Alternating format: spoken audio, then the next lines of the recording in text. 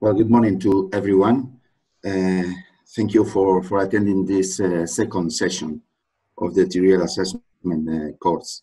I guess that most of you or all of you have attended yesterday, but in any case, I will give a very quick overview of we saw because some of the concepts will be today used.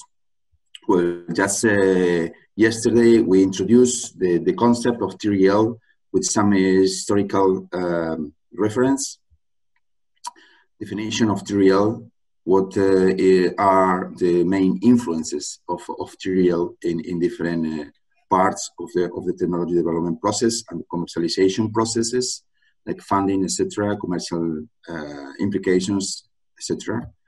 What are the consequences of implementing non-mature technologies, the origins that comes from the NASA in the US in the 70s. That is the first time that the 9 scale was proposed, and then this is the one that is now functioning in the Horizon 2020 and Horizon Europe research programs. Why it is a way of understanding the process from research to innovation. What is innovation? Actually, with some well-known definitions on that. Why the TRL is useful for innovation strategies. Why the process implies more cost in the higher levels of TRL compared with the lower stages. Why we can use TRL also to explain the process that goes from basic research to applied research. What is the reference to open innovation? Why TRL also give us to allocate responsibilities in different teams? Why sometimes acquisition of technologies has to be based on TRL levels? The debate about if TRL 9 means that you have something commercially ready or not. All related with introduction of the TRL in the European Commission Horizon 2020 program, and also in the Horizon Europe program, and the checklist. Well, TRL in the HPP contest. Why sometimes TRL is difficult to be assessed for some specific conditions of the projects, and what have been done, what have the innovation team done up to now in terms of TRL, and why is a new approach, I think, very interesting one that captures different aspects not before very much addressed in the literature. For example, the division between TRL assessment for hardware, software, services, database, and models. And finally, well, I gave some preliminary introduction of the thermometer of TRL or the scale, and a sample of the checklist and some notes and some tips to fill the checklist and some definitions.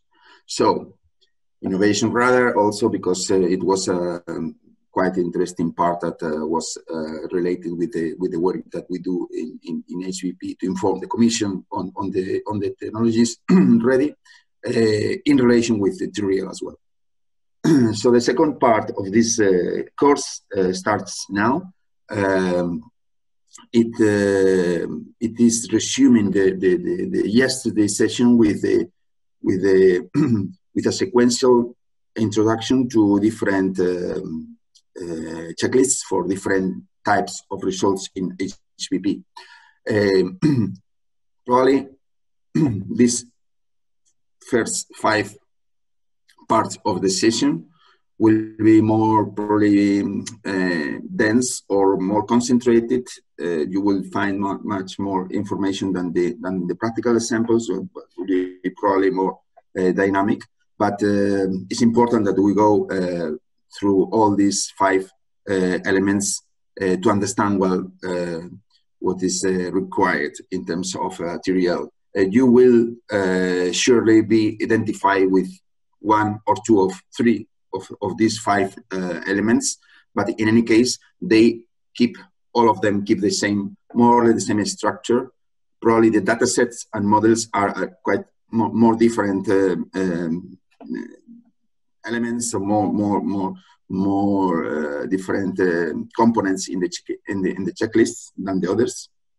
And we will start with the hardware. Okay. Well, the TRL checklist for hardware, as you can see, I have put in this first slide the five first scale, the TRL levels. That is, I will not go one by one, but I will try to highlight in most of them the most important things to be aware. Well, as I told you yesterday, the TRL 1, 2, and 3 corresponds to the conception and to the starting process. Here, it is important to highlight that first in the first TRL level, we are supposed to define all the principles behind the process we are about to start.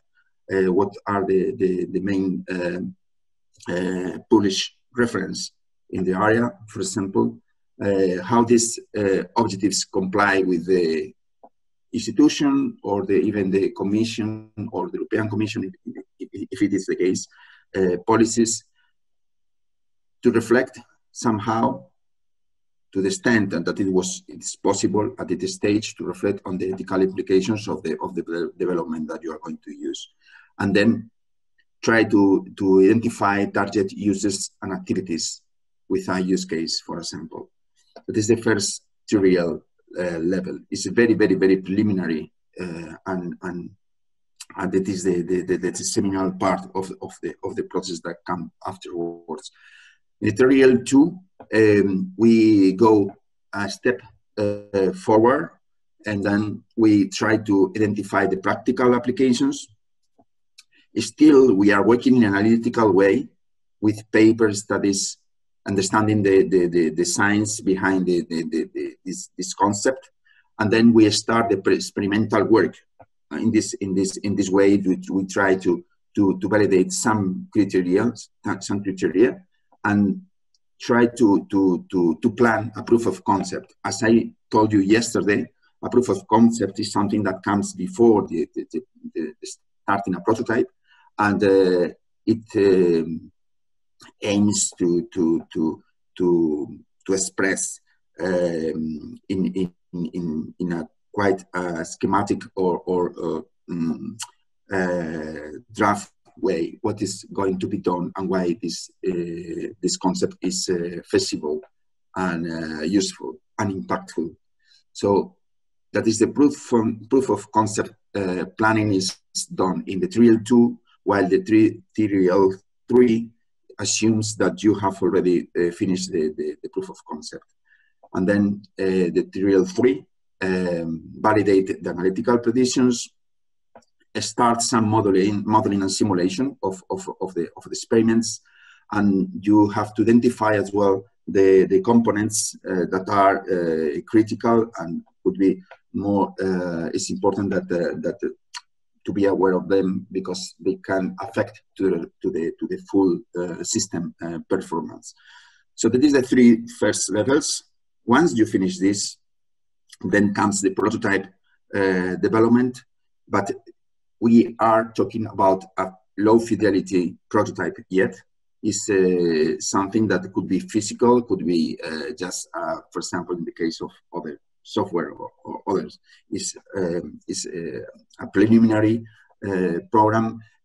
So the prototype, it is something that it is in every TRL skills that you will come across. The prototype is always starting or supposed to be started in a TRL 4. TRL 5 is a step where you already increase the fidelity of the prototype. you start to think in not only in laboratory environment, but also in operational environment, and try to give some already some results on the testing of this prototype. So it is here you can find the three points that embrace this TRL 5, but it's a prototype integration in something that will be later a more complex system. Finally, TRL 6, 7, 8, and 9. In the TRL 6, you integrate the pilot in something that is more than a laboratory environment. Is a relevant environment. And relevant environment was yesterday defined as an environment that has some, at least captures critical, important conditions or aspects of the real environment, but it is still not a real environment. It's a relevant environment because it tries to represent this real environment, but we are still there waiting for a final operational integration. That is TRL 7. TRL 7 is the validation of a full-scale integrated system in a relevant world environment. And why is validation? Because yesterday some people ask about the difference between validation and demonstration. Well, validation is just you have the enough arguments, and you have reasons, strong reasons to affirm that the prototype will be valid in the real world. But you are only making this statement and this confirmation, but you have not demonstrated yet. So demonstration is a step forward over that, but that guarantees that the prototype is working properly in a real world environment. So the TRL 8, it is an integrated system proven to work under expected conditions. The final product, it is configured and demonstrated with analysis. Very importantly, and something that sometimes is overlooked, is that documentation should be, and the training documentation and maintenance documentation should be completed. Sometimes you find developments that they believe, or developers that believe that the tools are in TRL 8 or 9, but they have still all documentation is remaining, and then it is not true that the TRL 8 they are lower. And finally, the TRL 9 is production. The system is fully complete, operating under the full range of operating conditions, and it's ready for the market. So here we have a very quick review of what is a TRL checklist for hardware. At the right part of the slide, you can see some interesting aspect to remember, as use cases, proof of concept, prototype, difference between relevant environment, operational environment, and so on, testing and documentation. The importance of documenting everything during the process, just to make easier the activities of training competition at the TRL 8 or 9. Software. Well, once we have seen maturity for hardware, we will start with the software development assessment. Here, probably will dedicate here a little more minutes because of the dominance of in HVP of software development. At the left, you can find the levels as defined yesterday, And in the middle, you can see the description of the different levels and the 3 blocks.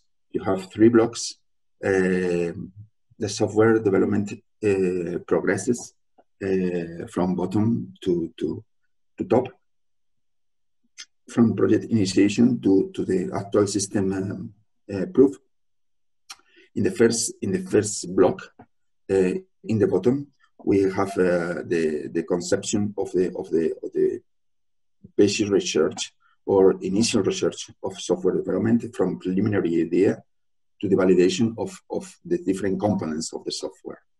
The second part, the second block, is an alpha prototype, what is finally completed, demonstrating the basic functionalities with some testing in the process, or implementation of the software tested in relevant environment. Again, we can see that there is some terminology that is recurrent in all the checklist that we will see during the session as the relevant environment, because don't forget that we are coming from a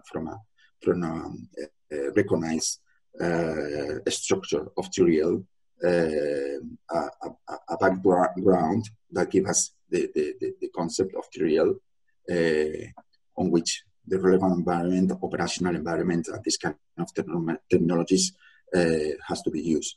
So in relevant environment, the software has been tested. And finally, the third and the higher block is the block where the developer is able to go through from a well integrated software system that is TRL 7 to the TRL 9, that is a full demonstrated software in a final product that operates well over a full range of real conditions. It's more or less the concept of software development concentrated in a scale of 9 points. But to be more in detail, to provide you with a more in detail description, you can find here how this is translated into versions of the software. The first block brings about a concept, an abstract idea, with the coding starting. Some functionalities can change during these first 3 blocks. I am referring to the box at the bottom. The concept, abstract idea, the coding starts. Some functionalities can change. That means that initially you may have an idea of what is the software is going to address, and then during these first 3 steps, you can more or less give shape to your idea, and then to start to pre-design an alpha prototype of the software, an alpha version. Whereas the 3 next steps, 4, 5, and 6, corresponds to the alpha version of the software.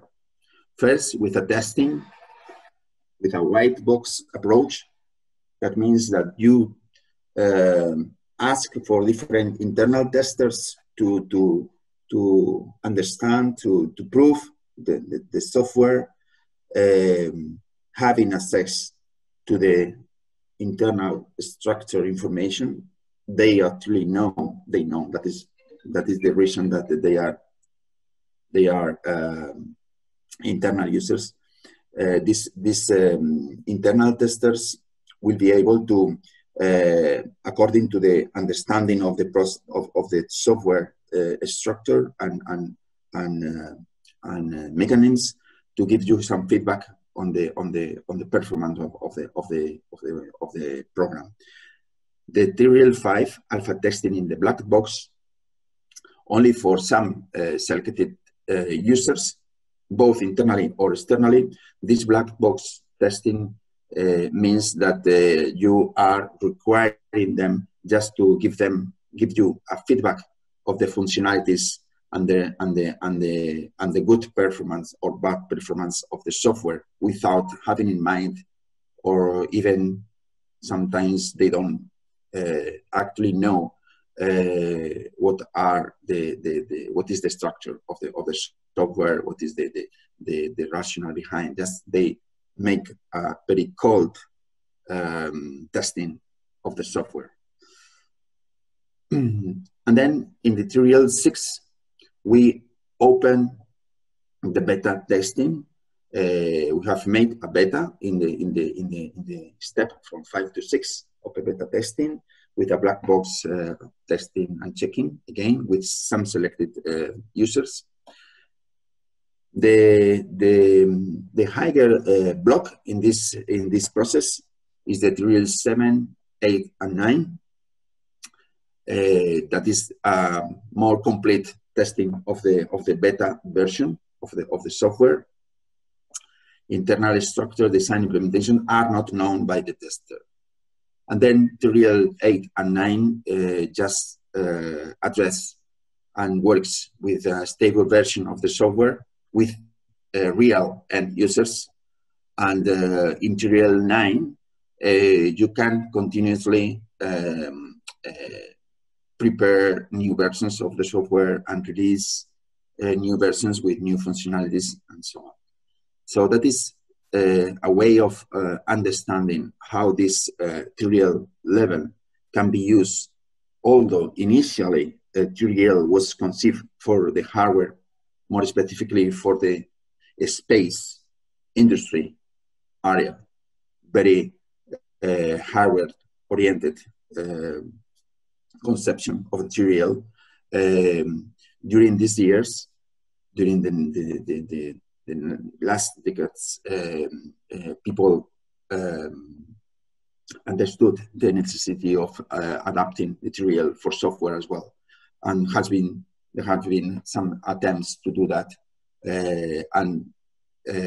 After hardware, I will say that software development is the area of technology development that has on which TRL has evolved more. More work can be found in the literature compared with database or models or services that we will see in the next slides. Well, it is also an important slide to realize that also in the Department of Defense in the US, where TRL was conceived, basically, during these years, they have also worked in the software development assessment, maturity assessment. And that is, for example, an interesting information on the sort of supporting documents, information devices, everything that they believe that it is important to be used by the software developer in the maturity process, not only to assess the maturity of the software that they are doing, but also as a good set of material that is needed for this development itself. So from bottom to top again, let's give a quick overview of the supporting information that it is needed. Well, in the project initiation, again, remember that we are in this scale. We are not changing the concept behind. The background is the same. But now we are going to see how the information, what kind of information can be of interest for the developer. In the project initiation, we are in a very science connected, very science grounds, yet basic research behind. So what are the documents needed there? Well, basic research activities, articles, published articles, peer review, white papers, etc. Then we have the second step conceptualization. Then here we use small code units, some papers comparing technologies. There is still here a kind of a literature review on analytic studies and so on. Not only in the published literature, but also in the gray paper literature. So in the third part, proof of concept, some activities that can be done to support the development can be, for example, including the running of the algorithms in a parallel processor, for example, in a laboratory environment still, showing some preliminary validation aspects of the project of the software that you are developing. So in the prototype part, prototype number 4 of the TRL, we, as I told you before, we have already made a prototype of the first version of an alpha version of the software. Then you can use, you can compare with another prototypes. You can start to process some limited but representative data in the software, in the program. In the 5 TRL level, the architecture is more or less defined. There is some selection of processors. There is a plan that to go outside of the lab. There is, in case that there is some codes or bots, that is software that it is commissioned by specific customers, or normally by administration, by governments that require specific customized software made by purpose with specific characteristics for them. In that cases, this kind of commercial off-the-shelf requirements are identified and are planned according to the government or the specific company's request.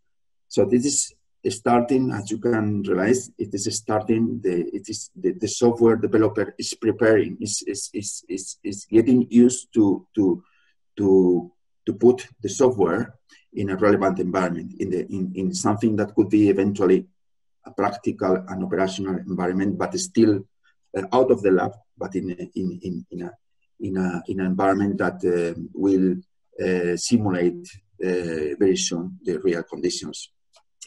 The next step, that is the step number 6, demonstration in relevant environment. You have already a prototype package that embrace and includes all the desired configuration in terms of what is expected from my development, physical, logical data, security aspects. The comparisons with other software are already made, and you have. It's important that you have a track and a register recording of different comparisons, just by the sake of trying to demonstrate afterwards, and also to include in the different documentations that your software could cohabit with another similar softwares or complement, etc. Complement another tools existing in the market and so on. 7 level of this process, this software development processes, is the one that the prototype is proven in the operational environment. So you hear all the critical aspects of the real environment have been measured, have been assessed. So you are close to the market, and then, as I already informed, the polish documentation and the maintenance documentation, functionalities, and so on should be completed in the TRL 8. And finally, the production part, it is the level number 9. And the technology can be even considered an assistant tool to be plugged in somewhere, for example, as a Wi-Fi. So that is the supporting information that is needed in the process of completing a TRL assessment for software. That is something that I have already mentioned yesterday. Sometimes this diagram tries to explain or to address the problem that normally we have with released versions of the software. As you can see in the graph, we can start with the software package from TRL 1 to 5. For example, we are progressing in our work. We are in 5, and then we increase our maturity to 6 or 7. But for example, as you can remember, the alpha version, it is made in number 5 scale, and then it means that users are checking your version, but they can identify improvements and new demands are coming from these users that invites you to create a new version of the software. So it doesn't mean that at some time the two versions cohabit, but they are increasing in the maturity processes separately. So it's not it's usual that you will find in the market or in the scientific community or programmers community, you find different versions living together. It doesn't mean that all these versions should be in the same level of maturity. In fact, they are not. Normally, they are not. So with this diagram, I want you to understand that having a different version of the software is something close to having two products in the market.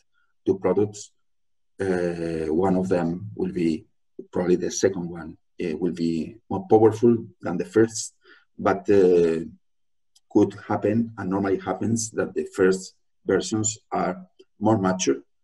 Just we have to admit that this is a fully operational version, but with less capacities, less possibilities than the second version, that is a lower TRL.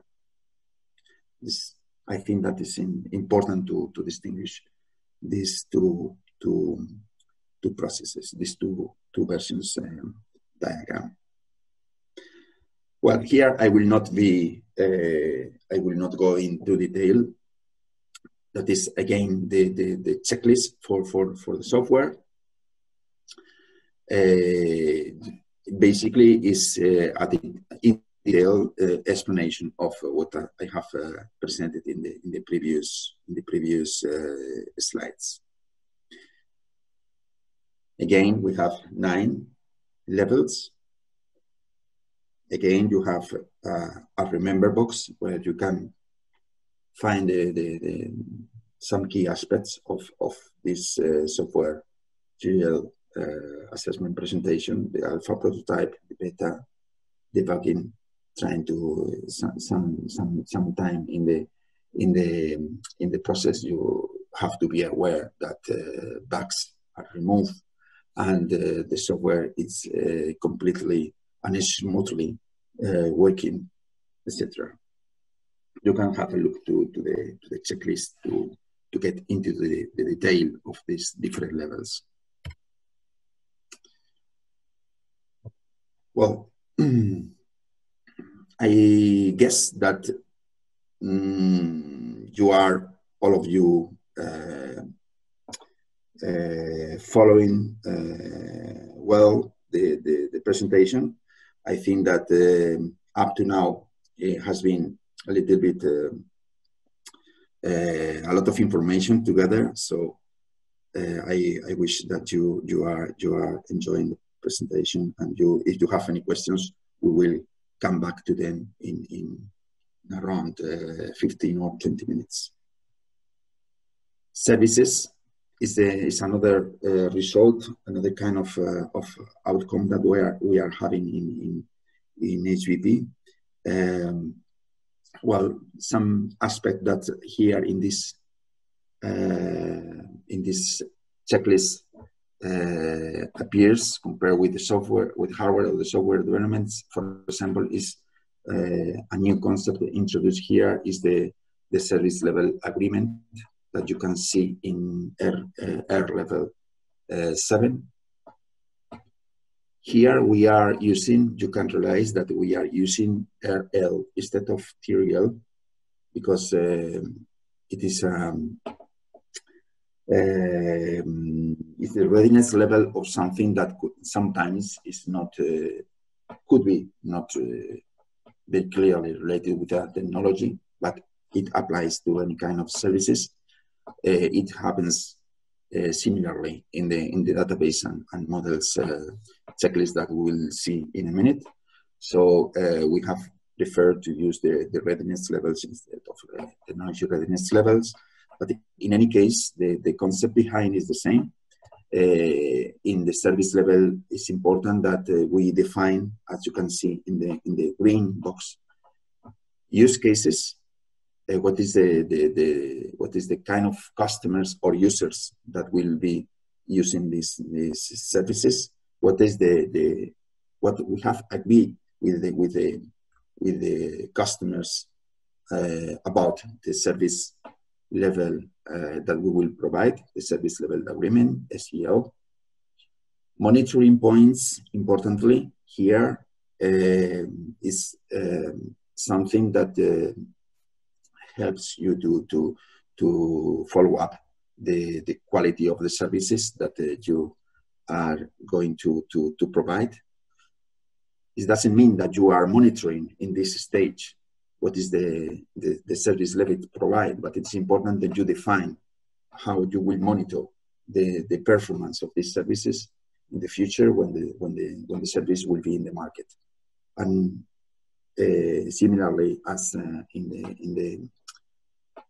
to the hardware and software checklist, we need to prepare a very complete service documentation, and also very, very important, to think about the support that we will give afterwards, not only to provide documentation to start, but also you have to be very careful about how the maintenance and the customer service will be implemented. This is the kind of things that in this service checklist will have to be considered. Assessing the maturity of data sets. First, for data sets, that is something that in some cases it is well, a little bit surprising to adapt a maturity assessment that was conceived for very hardware oriented and also software oriented areas to something like a data set or database. That is new I will say that it is quite new in the literature, but obviously and clearly very new and innovative in HVP, as we are a project that works very intensively in database type of results. So that is that was the motivation to adapt the TRL to the data sets. As far as the data sets is something that in HVP is aiming to be shared and to be of usefulness for the scientific community. we found interesting to make this TRL, this assessment, and we got the support to do that of the data curation team of HVP last year. The levels are the same, obviously, from 1 to 9. The concept and the structure, you will realize that is similar. And I want to share with you this preliminary list of glossary terms that help us to understand the scale later. Basically, the Atlas integration, it is where we will, in most of cases, to locate our data. This data, it is can be classified as well, metadata. So basic metadata. Metadata in general is data about the data. It's categories, some levels that presents and represents the data, the raw data behind. So it's a way of categorizing, classifying, and labeling big amounts of data. What is curation? Curation is all related with the management of this data in the life cycle, and to create a workable database, a workable data source into a system. That is the curation support. The curation team it's working with all related with the metadata and data management. Data license is similarly to software license. Is what can you do with the data that you have got from a data supplier. Derived data is all the data generated from a primary data source, or combining different data from different data sets. The fairness score that probably you have already found in other areas of your professional work is a quantitative measurement of how much the data are findable, how much you can have, or people can have access to this data, if this data can interoperate between them, and if they can be reused. That is a very well-known principles of quantity measurement of data in the literature. In depth, metadata is just to provide more information to the metadata base. MINDS is an acronym of minimum information for neuroscience data sets. Metadata, I have already described it. The provenance is where the data are coming from, what is the origin. The quality check is the quality is to guarantee that the quality of data is right for the objective that we have. Raw data is the primary data used in our work, and repository is the place where the data are located. So here again we have the 9 levels. Some points I will not go into detail, but basically metadata. As you can see here, the titles, we can better concentrate or focus on the titles. The titles change a little bit with the titles provided in the software and hardware and services scale. The project initiation is the same. Here, importantly, we define how we will get the data, what are the processing methods planned for this data. In the level 2, the metadata is defined. The formats of the data you can find in the checklist, not in this presentation, but in the checklist itself. You will find an annex with all the formats of the data that you can find in HVP. The local storage is also designed. And the 3L3 is refining of these previous things, to refine the metadata, to refine the storage place and the processing methods, and to start the quality check. So readiness level number 4 corresponds to the prototype, as you remember, with the prototype hardware assessment. And here we produce the data, and then we put the data into a quality check process, very comprehensive list of quality criteria to check completeness, accessibility, consistency, how acute they are, how much we have, how much credible are the data, they can be read or not, are relevant, exactly. It is a lot of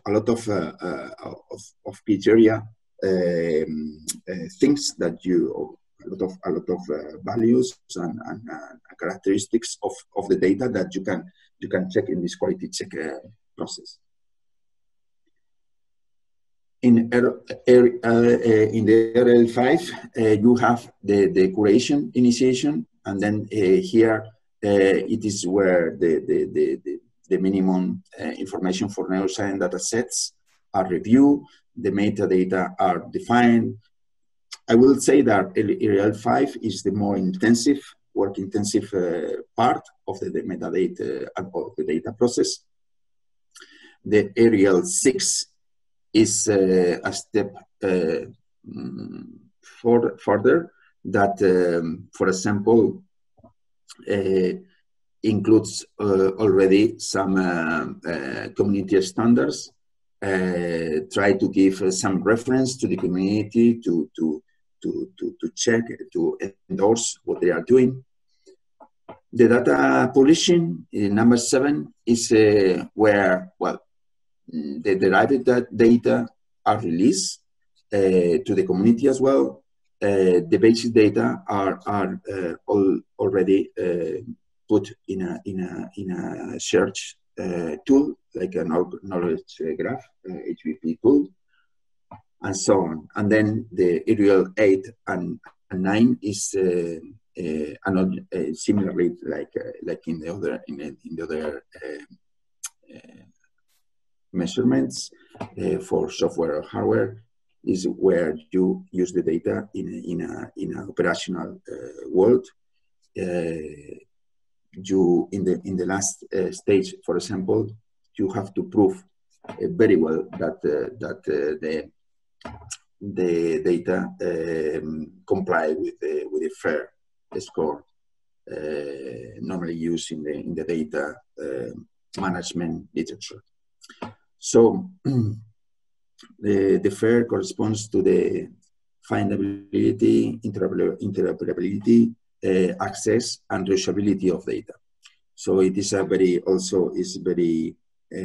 much used in the literature, and it is something that has been used during the construction of the checklist, has been used to structure the levels.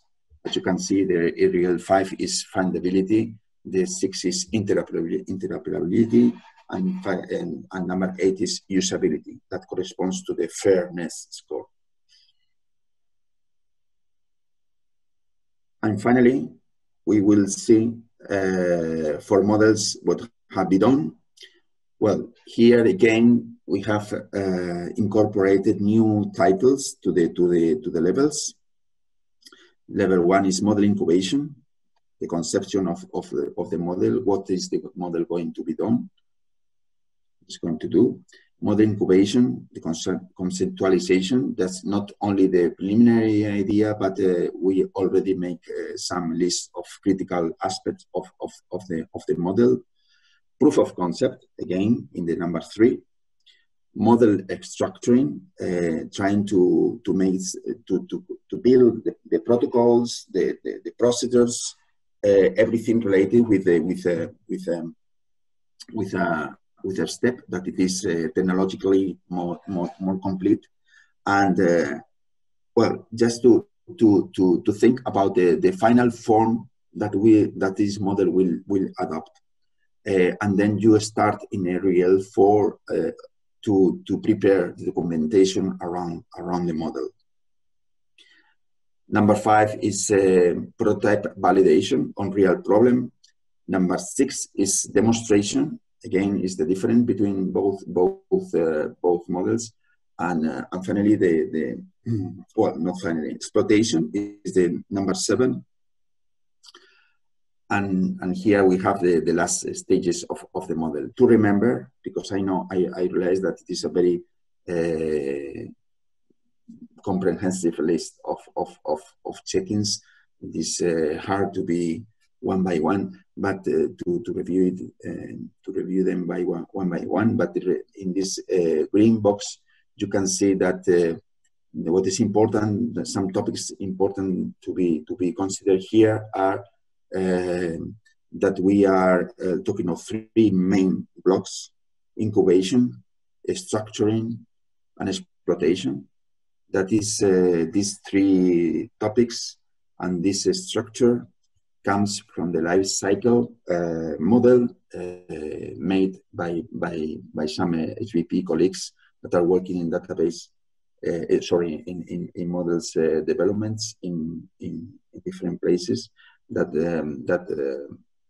we have tried to adopt their approach to life cycle model with our TRL. So this in somehow it is a combination of both approaches, just to give us to use the same 9 levels as we use in software. Another important topics included in this list that you have to consider is the, well, you know that the modeling normally is for simulating brain structures and brain functioning, and then the sensitivity of the model is important. How much the model is the results of the models and the simulations are valid or not. How much is the uncertainty behind these results? And for that, we can use different statistics and different regression models, and to quantify that in order to find if the model that we have done about a specific part or specific mechanisms of the brain works or not. So this is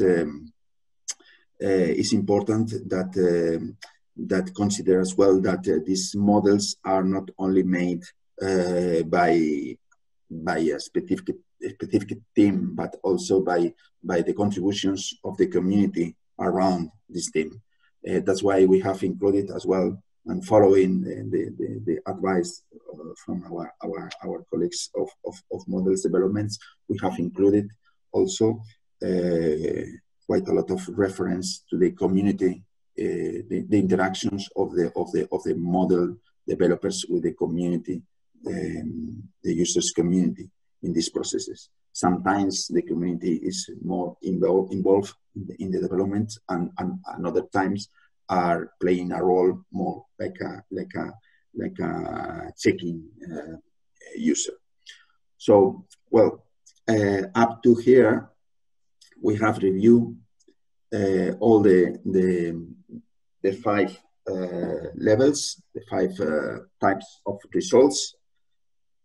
I acknowledge that it has been a very dense session, but I promise you that in the next part of the presentation, we will find more dynamic and entertaining illustrations and things to show to you. In this moment, I give you the opportunity to raise questions. Let me see.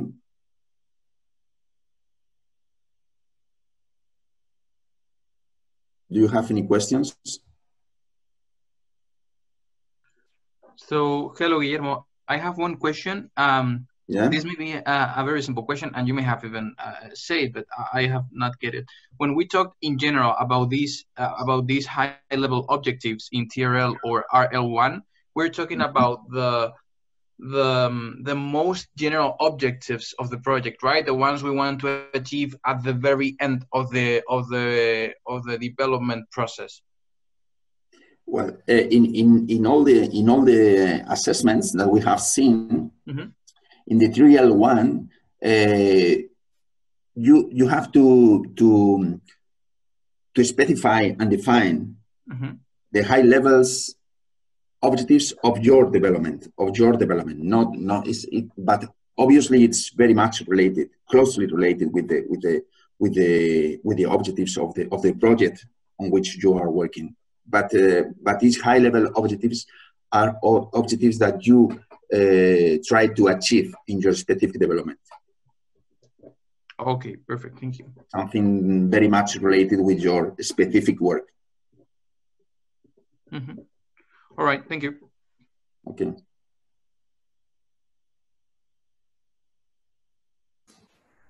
Any more questions?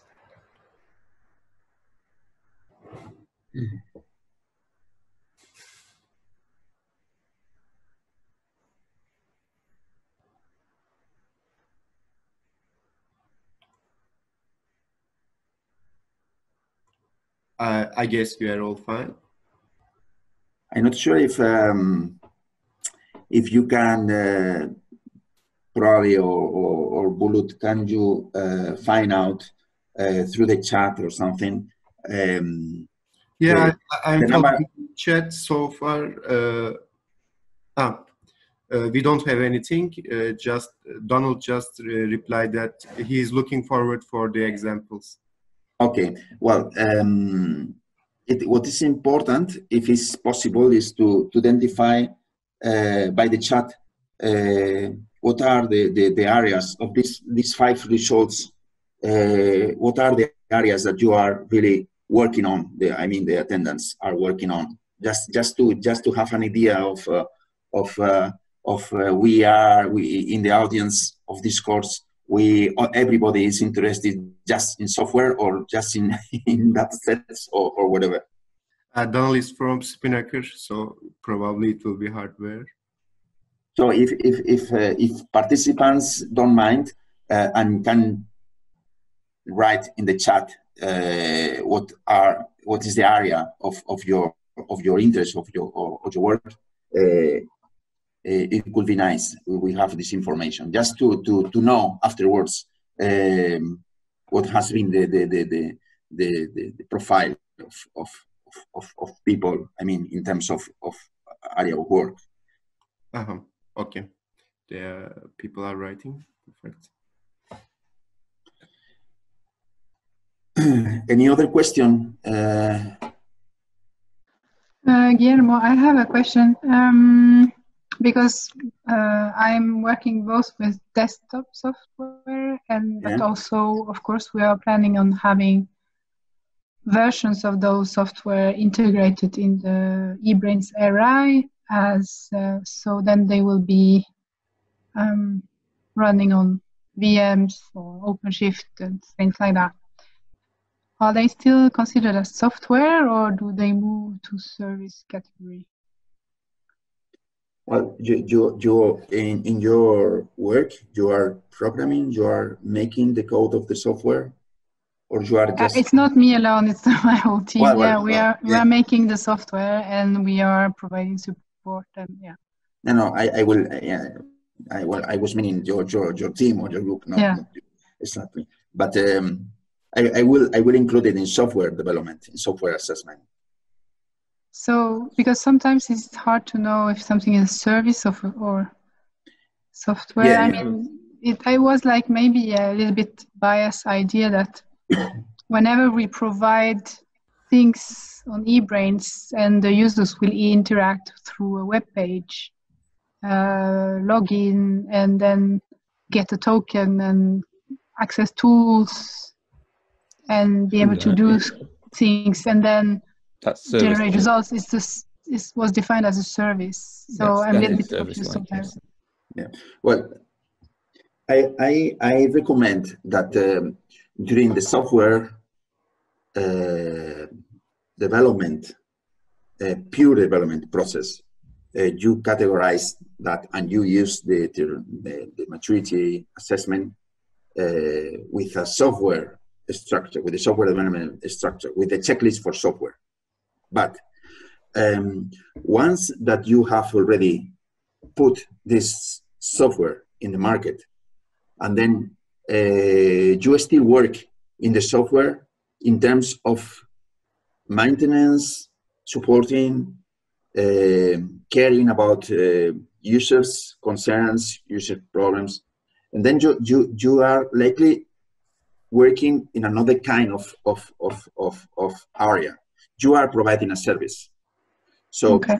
the software has been developed, and then you finish, and the TRL 9 is there.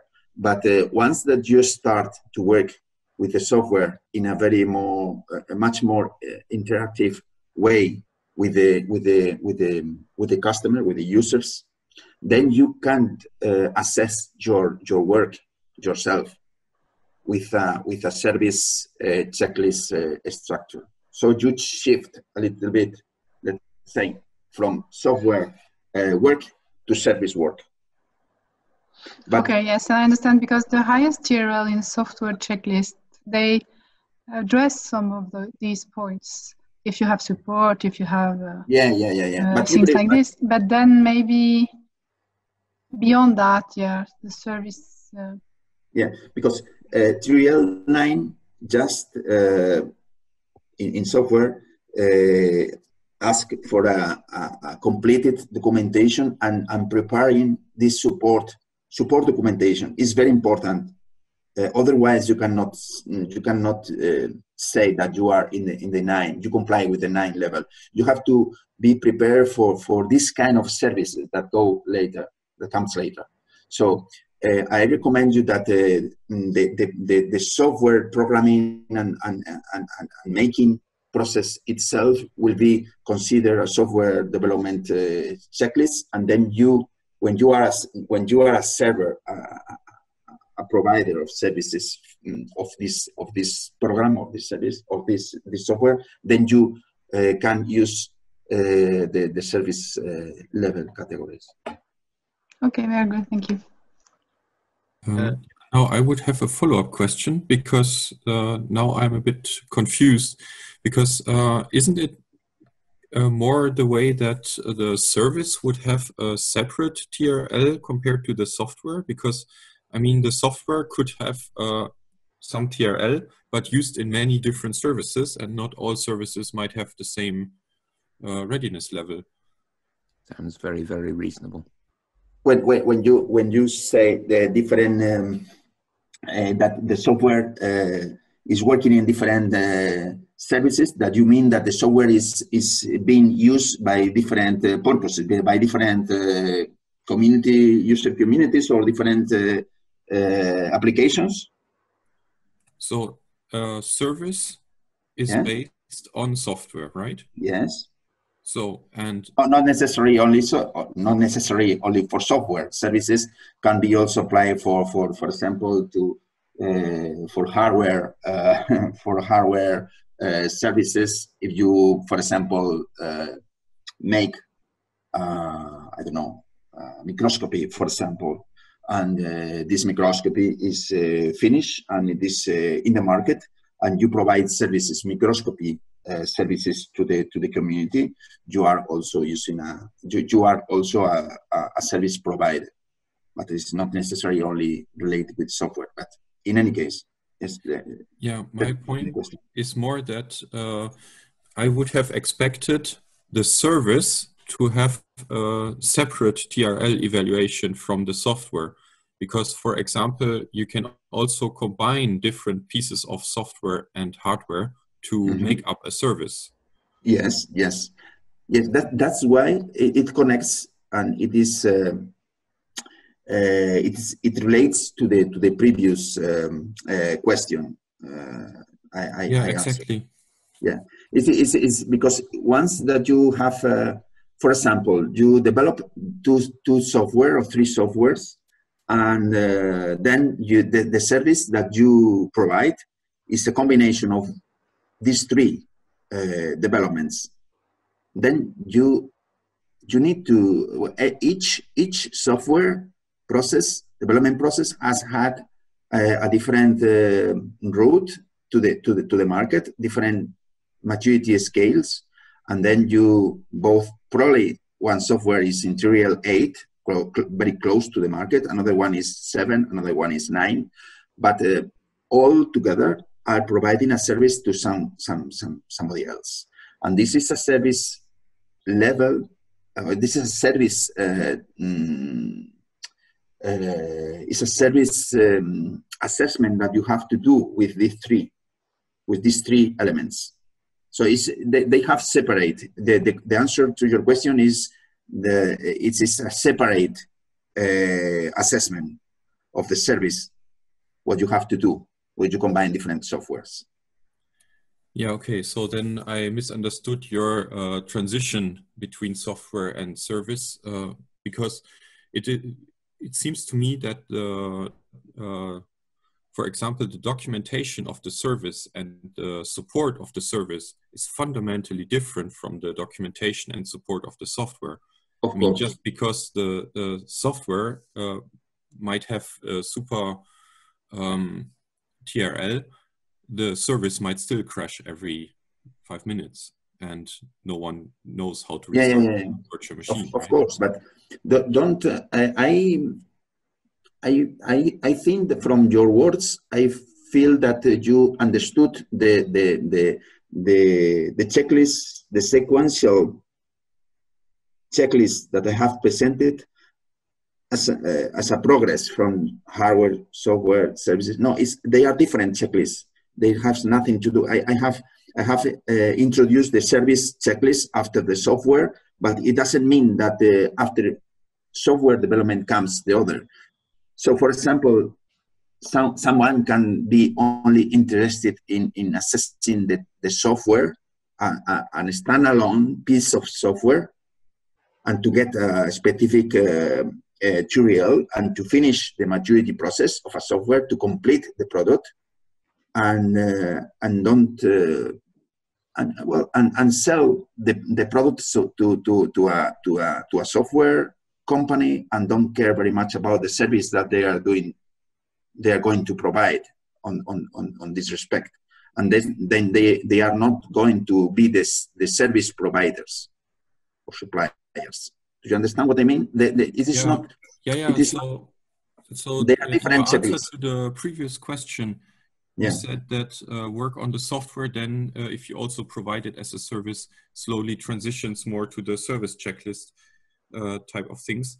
But actually then it is more separate in the way, same as different versions would be, right? So it's like a different product that you do. One is a service and one is a software. They don't interfere at all. Yeah. Exactly. Yeah. So, thank you.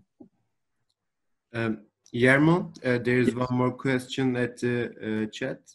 Donald is asking, with a service, you ask things like, can users use the service right now? Yeah. And Donald, I think you mentioned about Jupyter Notebooks. They very much do straddle.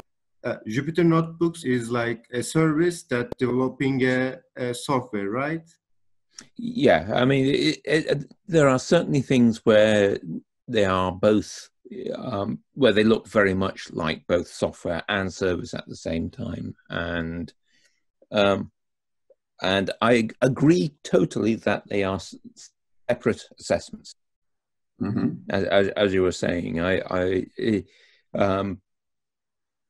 certainly there are cases where things are, where they got the hardware is being very much done. For example, in the case of Spinnaker, we consider the hardware to be just finished in respect to Spinnaker 1 and all the developments relating to that. Whereas things like the software and the services are very much still under development. Mm-hmm. And these are different. These are very much different things. In terms of hardware, that is, I would say that's reached as high a level, a technology readiness level as it's ever going to reach. Mm-hmm. Yeah. But it's not so much a question as just an observation. But the key thing is that with the service you are talking about the challenges of how do we actually make sure that we are providing providing things to users now, and where they are under our control very much. Whereas with software, it's about putting out a package where users can use it and checking that are they able to download it and things like that. It's a totally different set of questions that you ask about the maturity. Exactly. Yeah. Exactly. In many cases, service comes after service assessment comes after the software is completed. Obviously, because otherwise you cannot provide a good service. Even you cannot provide a service if the software is not completed, or at least in the last levels of maturity. But they are absolutely two different things. You have, for example, you can have a very good software completed, depurated, and functionality very well done, and you can provide a very bad service for that software, because, for example, you have not the right resources for the maintenance or for any customer support, or you cannot even solve some problems that with which the user can come across. So they are different things. Thank you for the suggestion and the opinion. Any other questions?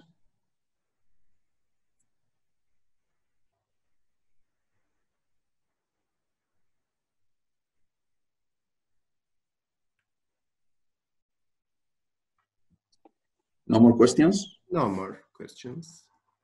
Well, let's go to the last part of the presentation.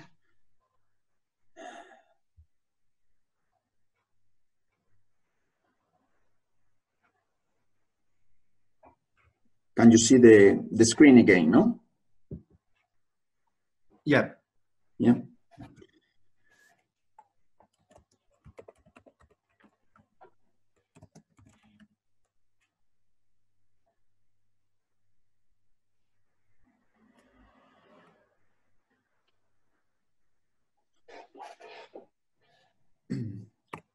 Okay.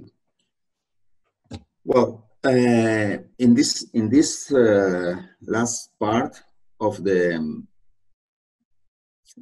15 minutes for questions, and then now we have up to 12 o'clock. Trying to manage the time. Okay. Well, here you can find where you can you have here the innovation web page that you can find in the HVP website through the collaborate level, and then you will find there innovation. That is innovation in the human brain project. You can find there the technology catalog, and also the TRL assessment guide, by the way, because it's the guide on which we are focusing on. That is the object of our course. But I want here to make you aware of the technology catalog level through which you will have access to different, I will show you the different technology catalogs, technology things that we have. A minute.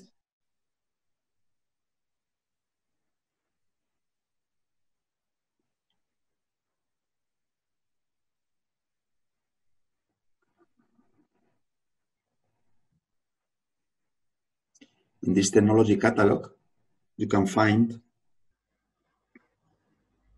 different technologies that we have in the project, and some of them, well, all of them have, for example, can be downloaded. And then you have here the technology readiness levels. That is. Actually, we cannot see the screen. We are seeing the. Sorry.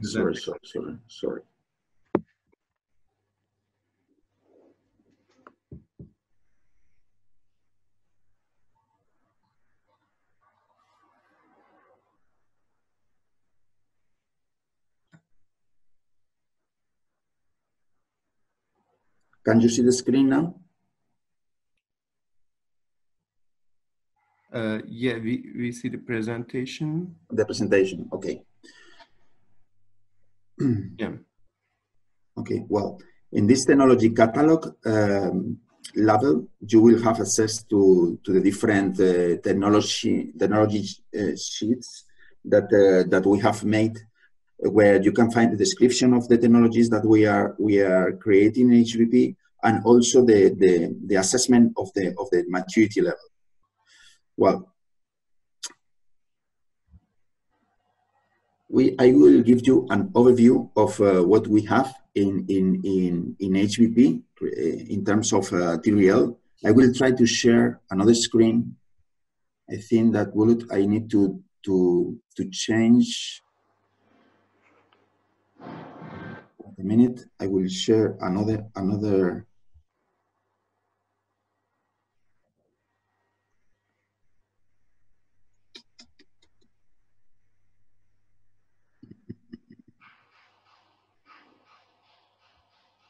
One second.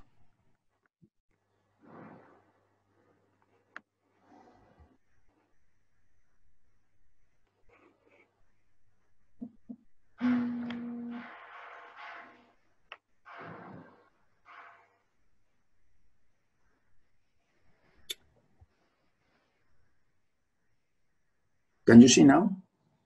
Yes, the basic story. Yeah.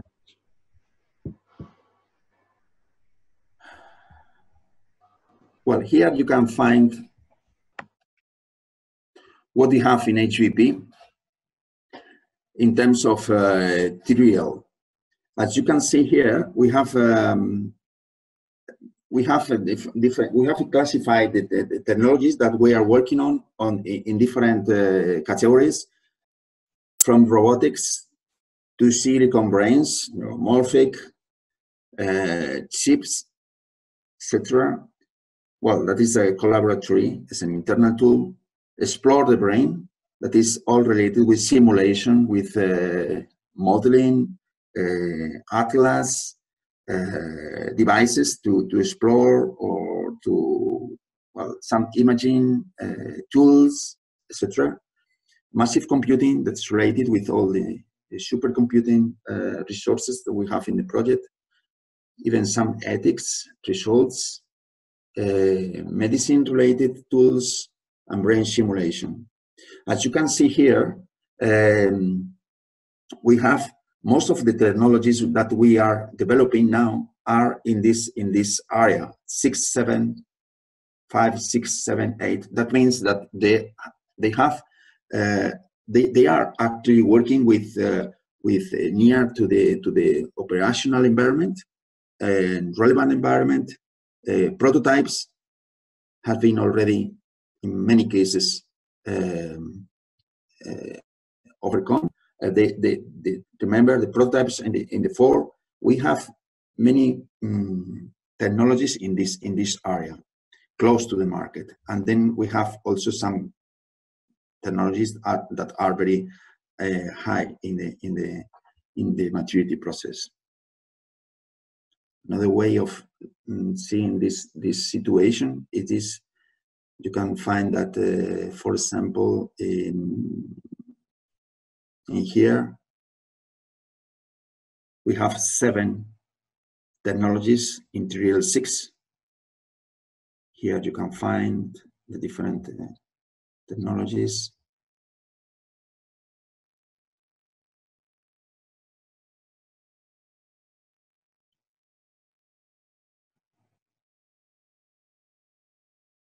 Is this just to give you an overview of where we are. Okay, so we are in this important moment, because we have a lot of technologies that are you can see that the very little technologies are in the first 3 steps of the TRL, because we have at this moment in the project, after 7 years, we have already passed to the moment where the technologies need to go to the market, and then some of them here you can find are already in these higher levels. You can see as well here how the technologies are situated in the TRL assessment levels.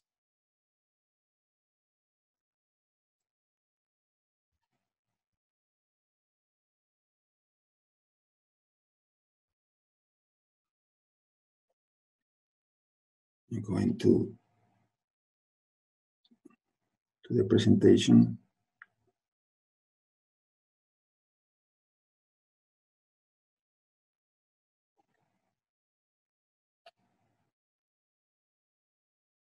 Well, I think that you are again seeing my screen. Yeah, we can see your presentation screen. Okay.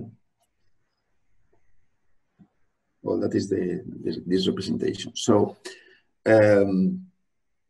here we have an example of a technology that is being made in HVP, the virtual epileptic patient, with the technology level defined in 6.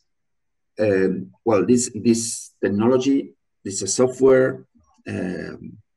It's a software system that helps you to represent virtually the brain of a epileptic person.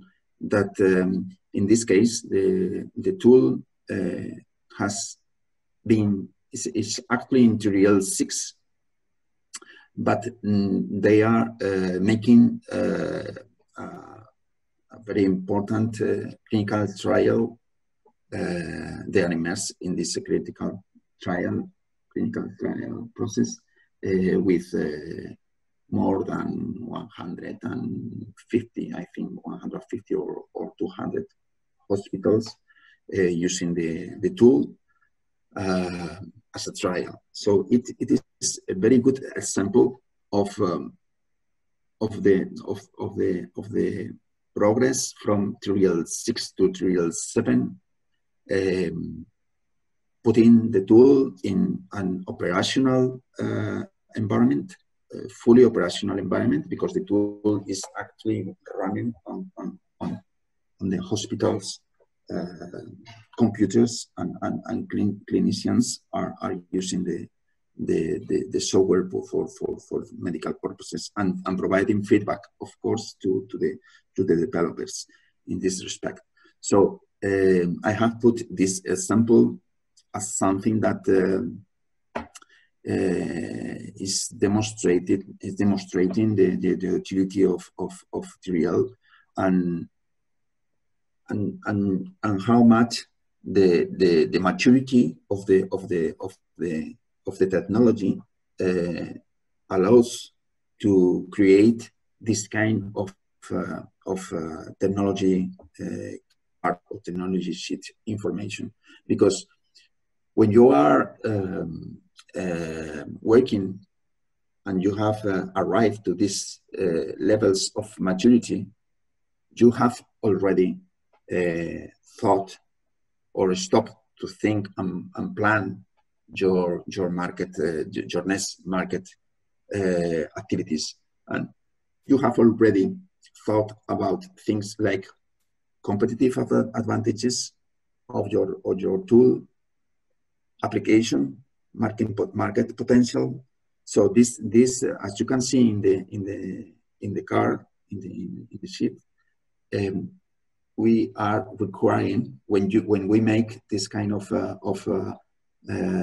technology sheets to your tools, that is something that in the innovation team we make.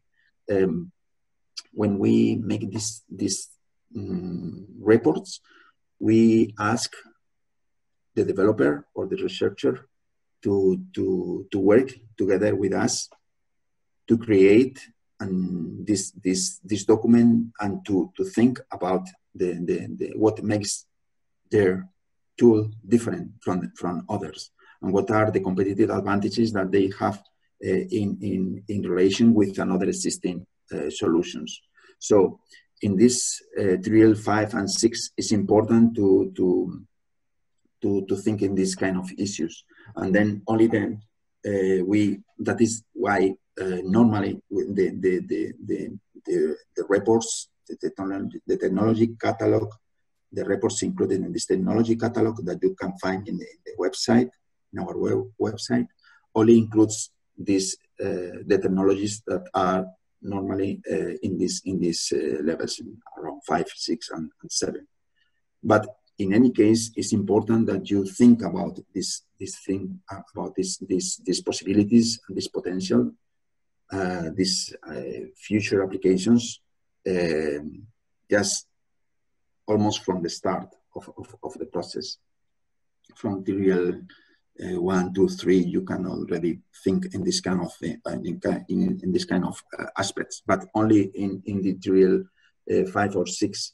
It's when you probably you have enough information to put them to put these insights into a technology sheet like this. The second example that I will show you is the neuromorphic computing development that our Manchester colleagues have made in the last years. That this technology catalog, this technology report or card corresponds to the first version of a Spinnaker. That is a clear example of, in a Spinnaker, that is a neuromorphic chip system. It's a clear example of a technology that in a first version, it is in a TRL 9, it is ready for the market. They have actually sold more than 200, more than 100 systems worldwide. Many computing centers, research centers in the world are using this chip. And it's a clear example of a technology that in the first version is a TRL 9, whereas the second version of a Spinnaker it is much lower in the maturity process, because it is just in development in lower levels of the TRL. So I have put this example for you to realize that well, in HVP we have also some developments that have reached the highest level of maturity, has been fully checked by final users. Obviously, here the competitive advantages, application and market potential comments and description are much more accurate, I would say, because they have the experience of introducing the product in the market already. So this is a hardware system example of a high TRL 9. Next example that I want to share with you is the human brain atlas of HVP. It is currently demonstrated in relevant environment, being used in operational environment with some computational neurosciences, clinicians, and so on. So this situation, the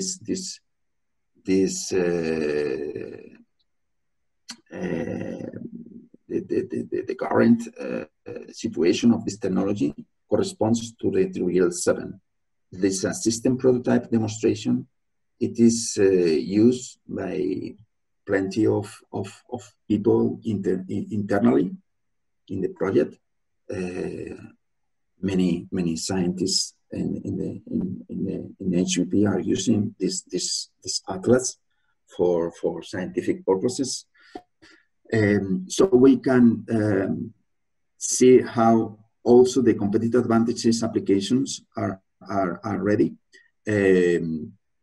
And I think it's a good example of how an interactive human atlas can be considered as a software, but it's a web page accessible, and can be considered a technology that it is ready for the market, and it is still in the process of completing the maturity process. So these three examples are real examples of technologies working in, being developed in HVP. So that is the three examples that I have prepared for you. I will, to finalize, I will show you some things, some points that need to be aware in terms of, now in the next slides, in terms of reporting, practical questions on about when should I make this TRL, why, who is going to ask us for this TRL assessment, apart from understanding what is TRL, understanding how it can be done. That is the purpose of this course. We want also to let you know in the next slide why formally we need to do this TRL. But before coming to this last slide that I have related with this practical aspects, I prefer that you send me some or ask me anything that you want to know more about these examples, and also about the illustration that I show you on the materials that we have throughout the project. So if you have any questions, or you want to know more about these specific tools, or if someone has specific question related with his tool. I don't know, for example, if all of you were aware of this technology catalog, or if your development, your work is already there in this catalog or not. So I open the room for some questions. I'd just like to make the point that with the Spinnaker example, it's the hardware that is at TRL 9. The service is not yet there. This is actually stuff that we're working on at the moment. So, yeah. And it's a good example of how there's a difference between the two. Yeah. So the picture there is of our deployment, but it's and that, which is an instance of the hardware. It's actually a very big instance, but it is an instance. We have other ones as well. But we have different iterations of the software, different technology TRLs. I think we now know that this is the right way of going about assessing that. But the service overall is stuff that where we are bringing that up to being very high technology readiness level as well. It's mostly about, at this stage, about developing the service documentation and being able to monitor SLAs and things like that.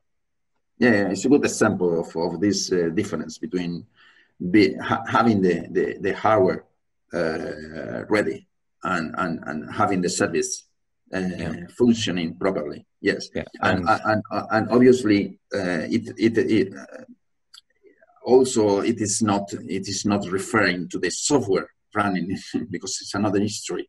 So it is you have some software that it is in developing. Yeah, I know. Yeah, we're very much we count on many of the categories, especially as we're also doing, as we do things also relating to models. That's our more scientific work, if you will. But but it is very. It's a very good example of how these things can be really complicated. Yes, I will try to identify here. Can you see now the diagram? Yes. Yes. Let me see what we have in terms of your work. Yeah. You can see here Spinnaker, but we have here also this, well, apart from grain scale, we have these other technologies around your work in another different. There's quite a bit going on with things, but for example, we know about we have a Spinnaker 2 in development, and and that's somewhere about TRL 3 or 4. It's low level at this point, and it's it's stuck in a bit of development hell, is that? But we definitely view the software as being a different thing to the service and a different thing to the hardware, and different again to the models. They're very, all of them. They are very much not the same thing. Yeah, exactly. I fully agree with you. Guillermo Maya is asking, will we be able to update the TRL of our products present in this technology list after the new assessments we do here in the course? Yes.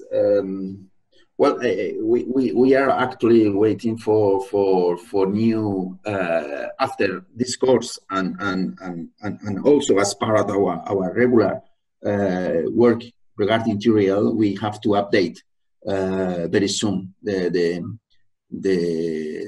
values of some technologies.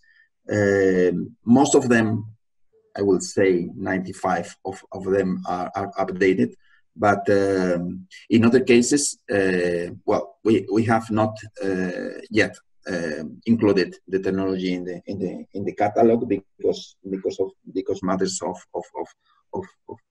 time or ability or of the researcher and ourselves to meet together and to specify and to help them to make the real assessment. But in any case, in some few time, we will update some values.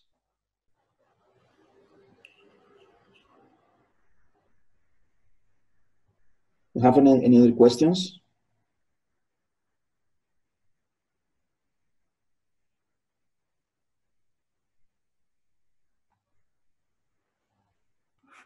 Is there in the group anyone that is working in data sets?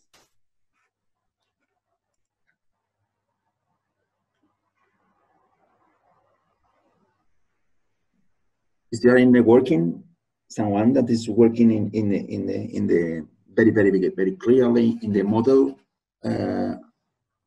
part of this assessment?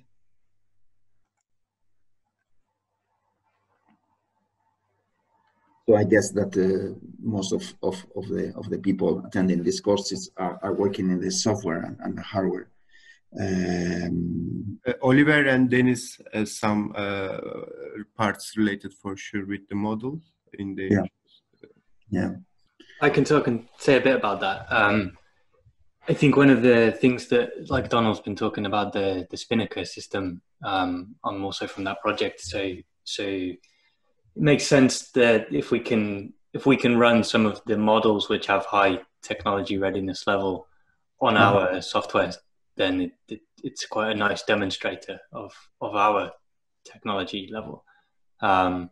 So I'd be interested to know if there were any models that had been through this assessment process yet. Okay. Yes. from my side, there's actually, yeah, I'm here for the software nest, but of course there are various examples that are available, and models for nest are being developed all around the world. So I'm of course interested in how they would need to be assessed. But I think, as we saw with the service, also the models are more or less completely independent assessment. Yeah. So yeah. that's fine from my side. I will give this to the corresponding people, this information, and then we will have a look at that separately. Yeah. Well, I know that in the case of models as well, one different thing, two different things is the process of making the model. That is what the checklist is focused on in the process of from scratch to making a model that simulates well, works well, trying to replicate a reality, a process, plain functioning or whatever. And another thing is the service that you provide with this model once this model is completed. So again and again we are confirming what we have already said, that it is that after the tool is ready, then the service that you give to the users deserves an assessment by itself, because it's something that comes later. So yes, I agree. And if you work for anyone that works in models or data sets, I acknowledge that the presentation is probably it's an introduction to the way that you can assess these two kind of results. It's an introduction, but I invite you to go more in detail to the checklist to see all the steps to provide me with any feedback that you have in this respect, because probably you will find something that could be improved, or you find something that is missing, because as I said, this is both in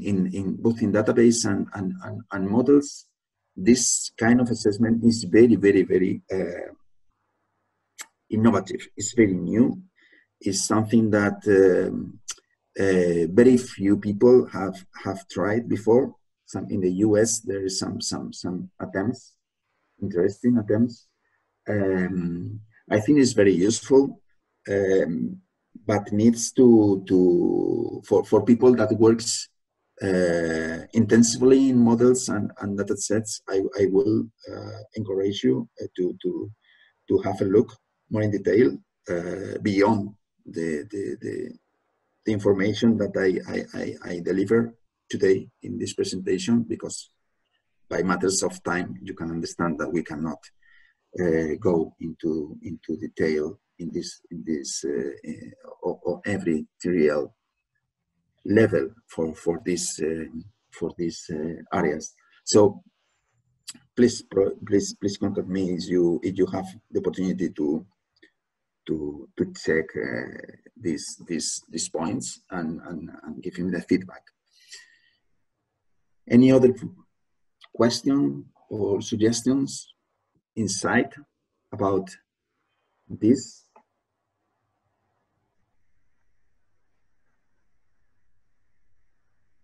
Okay, well then I will go to the last slide.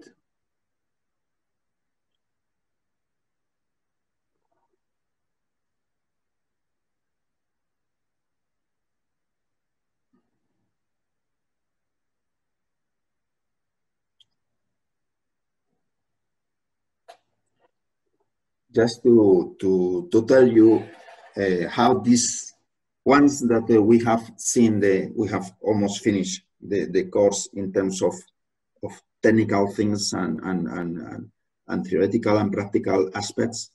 Once that we have done that, I will like to position the TRL assessment within the TRL context, sorry, the HVP context reporting and interaction with us and the Commission.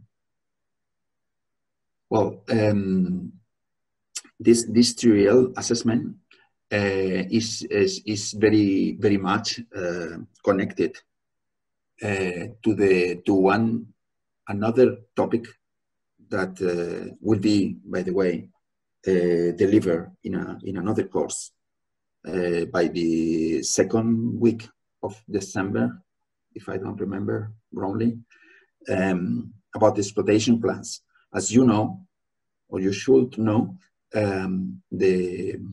each work package in HVP needs to, and not only the work package, but also for every research group, the Commission asks for exploitation plans, specific exploitation plans for the technologies that in HGA2, and also I think that also in HGA1 in the past has been made by either by the PI or some people, developers or researchers fully involved in specific developments. So they have to, these people has made exploitation plans regularly to inform the Commission. The innovation team has provided a template and guidance for these plans last year. We have actually reviewed more than, well, one per technology, basically, almost, from the different groups. We have reviewed them, endorsed them, and finally report them to the Commission. We in the innovation team can help you to make these exploitation plans, and can give you training as the course that we will deliver in some weeks. We will give training to help you in developing these exploitation plans. And one important, crucial part of this exploitation plan is the TRL assessment. So that is the one key use of TRL in HVP. It is to support and to be part of a wider exploitation plan. So you have to use the TRL checklist to be included in this exploitation plan, and not also to be included, but also to guide you in, or to help you to identify things that you can include, or you have to be aware, to make the Commission aware regarding the potential exploitation of your work.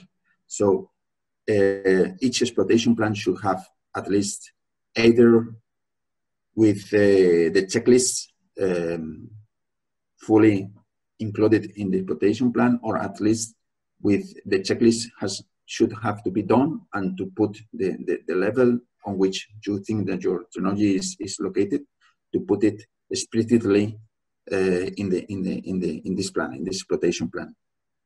When you make this exploitation plan, and you consequently make the TRL assessment, we, the innovation team, are there to support you in any moment, to check that the checklist is completed, both formally, I mean, in terms of format, practically has been well done, but also we can help you in terms of clarifying any doubts that you may have regarding the contents of this TRL assessment. If you, for example, find difficulties to find out if your technology is in a TRL 5 or 6, or what is missing to arrive to a specific level, you can come with us to support you in this exercise. But it's important that you know that this exercise should be done for every technology that you are working on. So the resulting TRL, together with the exploitation plan itself, is reported to the Commission. Remember that yesterday I was describing the innovation radar, for example, that collects all the innovative and promising results made throughout all the European research and innovation projects. But so it's important to know that this TRL assessment eventually will be informed to the Commission through the reporting process. At least we recommend that the TRL will be done once per year, or 2 times per year. Whenever an exploitation plan it is required, that it is normally when the formal reporting is requested. Every time that the exploitation plan is prepared in your group, it's very important that the TRL levels are updated. Otherwise, as I showed you at the beginning of the course yesterday, you know, the TRL can have a lot of important implications. For example, related with the funding of the further funding for your work. For example, it is important to identify if this work corresponds to a stage in which more market support is needed, or alternatively, if the TRL is still low, what you need is more resources for basic research. Or if you demonstrate with the TRL assessment that you are struggling with prototype development, for example, you can, with a right assessment of your maturity and a precise and accurate description of what you are doing and why do you feel that you are trying to go from the TRL 3 and 4, for example. This kind of discussion and this kind of reflection and to put them in the exploitation plan would eventually mean that you can get more funding, for example, to make a prototype better, because you are struggling in this step from 3 to 4, for example. So if you are able to familiarize with this kind of terminology included in the TRL, to familiarize with what the different levels means, you will be more able to defend in front of any kind of funding decision board the necessity of getting more funding for your work. So it is very important that you acknowledge the implications of making both good exploitation plans and good TRL assessment included in these exploitation plans. So that is the importance, the real importance behind this TRL. It's part of an exploitation plan. An exploitation plan is something that is informed and can help you very much to tell you the people that make the decision to fund your work, to tell them with arguments, with a strong and grounded to the TRL well-recognized worldwide assessment scale, to tell them that you need funds or you need to support to increase and to raise in the TRL scale. So I think the consequences of making good TRL assessments deserves the efforts of making this kind of checklist and reflect on where you are. So if you have any questions related with this assessment control and reporting, please, I am open to any doubts. Have any question?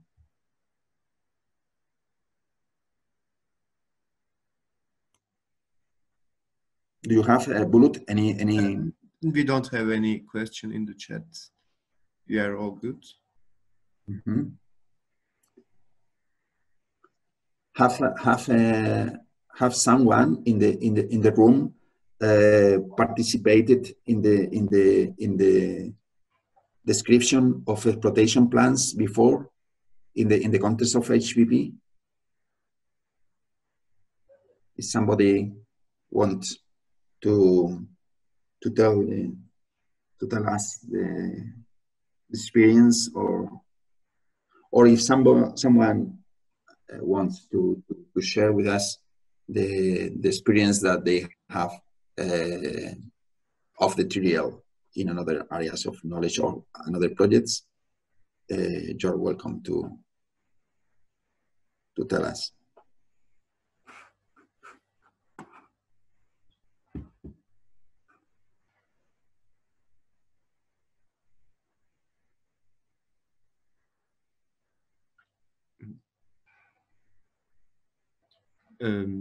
So far, so good. So I think. Mm-hmm.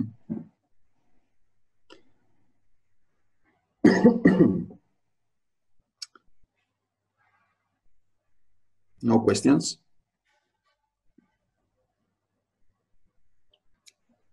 No. Have you been able to identify in the chat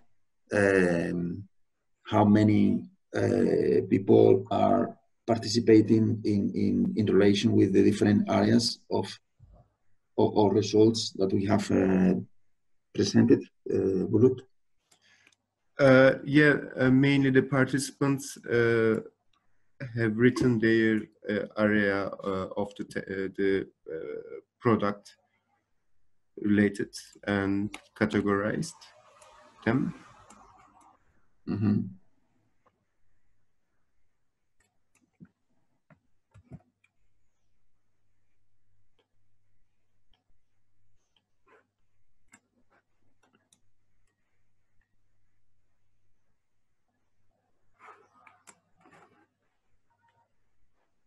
No questions? Okay.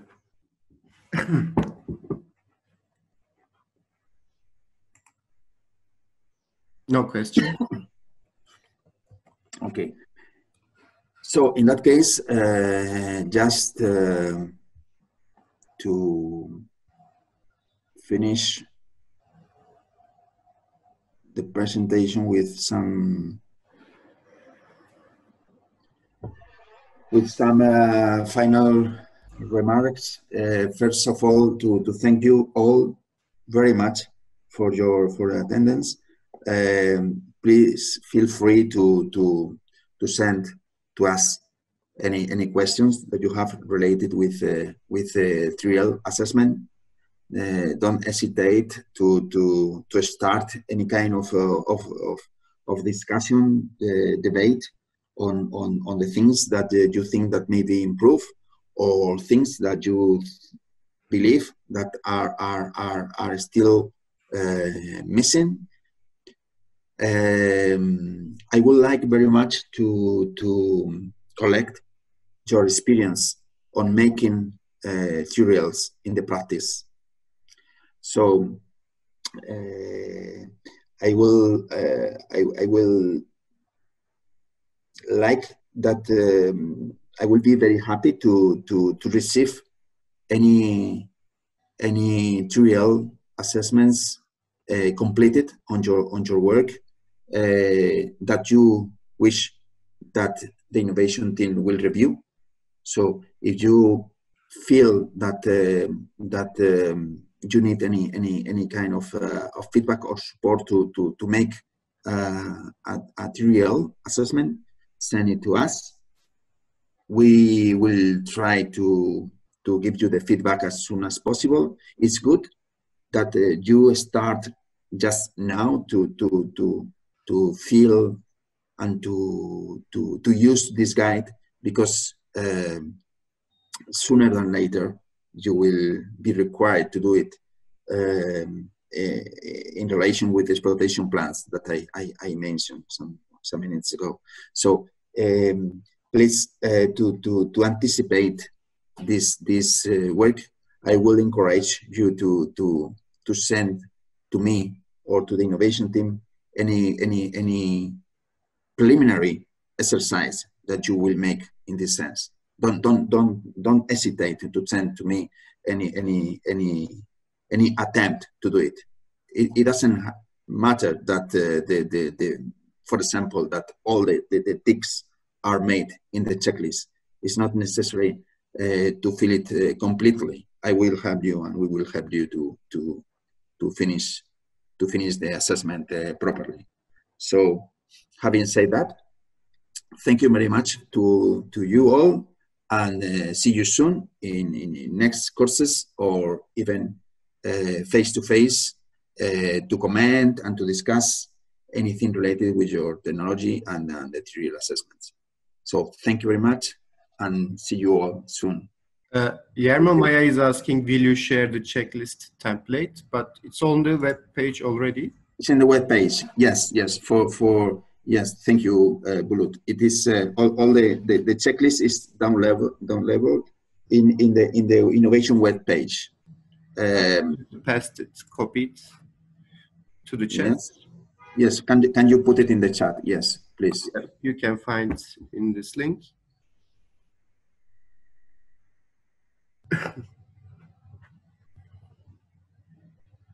Have you put it already? Yeah, I put it. Okay. So, well, thank you very much to all. Thank you very much, Guillermo. Thank you very much for all attendance and participation. It was a very nice presentation. And, thank you. Clarified all the things related with TRLs, I guess. Okay. Ciao. Thank you. Bye-bye. Bye-bye. Ciao. Bye-bye. Bye-bye. Bye-bye.